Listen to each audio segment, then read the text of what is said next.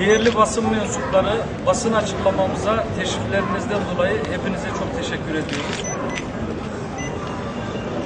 Öncelikle şu ya da bu cemaat adına burada konuşmadığımızı ifade etmekle birlikte serde acizimendi olduğumuzu ve şayet bir kusur var ise bize ait olduğunu beyan etmek isteriz.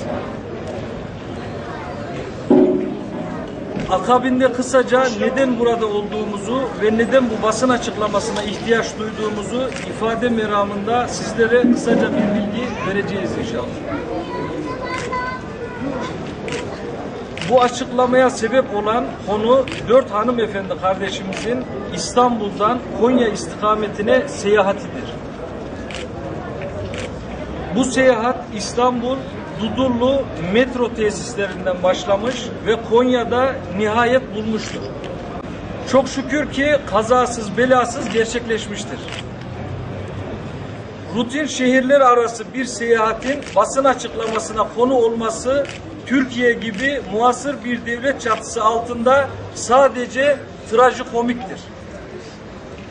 Şöyle ki, bahsi geçen hanımefendi kardeşlerimiz metro Dudullu tesislerinden 03.11.2013 saat 11.10'da 42 DHB 25 plakalı araca binmişler ve bu seyahat 3 namaz vaktine tevafuk etmiştir.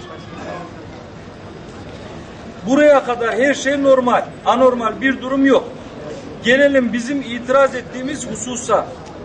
Bu 4 hanımefendi kardeşimizin İstanbul'dan biletlerin alınması vaktinde özellikle Metro Turizm Dudullu yetkililerine namaz vakitlerinde aracın durup kendilerinin namazlarını eda için mola verilip verilmeyeceğinin sorulduğunu ve yetkililerce kendilerine namaz için mola verileceği ifade edildiği halde böyle bir mola verilmemesidir.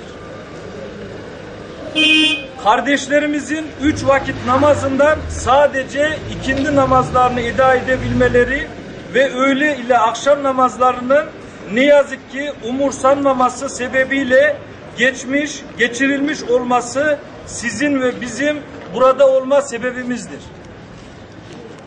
Bir molaya tevafuk etmesi haricinde diğer 2 vakit namazın kardeşlerimizin şoföre bütün ısrarlarına rağmen kaçırılmış olması esef verici ve kınanması gereken vahim bir durumdur. Bu topraklarda aslı olan İslam'dır. Ve sizin için de bizim için de bu bir şereftir.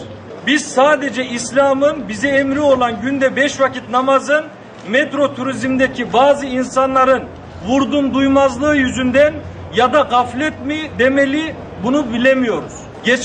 Geçirilmesine rıza göstermeyeceğimizi buradan sizin aracılığınızla ifade ediyoruz.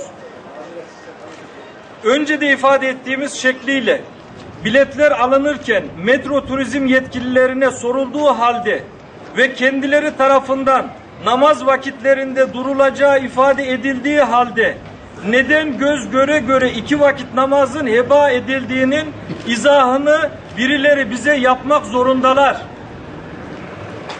Bu duruma sebep seyahat edenlerin hanımefendi olmaları, fıtraten zayıf olmaları mıdır? Bu pervasızlığınızın sebebi.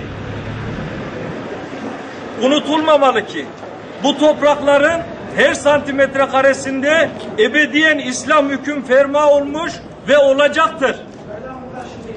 Bu dinin civan mert fertleri yapılan zulme asla sessiz kalmayacaklardır. Bu böyle biline. Affınıza sığınarak deriz ki Anadolu'da bir tabir var ve hatırlatmakta da fayda var. Latif bir ifadeyle kuş kuşa buyurur, kuş da kuyruğuna buyurur. İstanbul'da ve Konya'da bu konuda hassasiyet sahibi olan bizler yetkililerle ne kadar konuşmaya çabaladıksa da her konuştuğumuz yetkili bir üstünü işaret ederek sorumluluğu tabiri caiz ise bir gölgeye havale etmiştir. Bizler karşımıza ciddi bir muhatap buluncaya kadar bu muhatap bizlerin zımnında ve tüm Müslümanlardan özür dileyinceye kadar konuyu takip edeceğimizi sizin aracılığınızla bildiririz.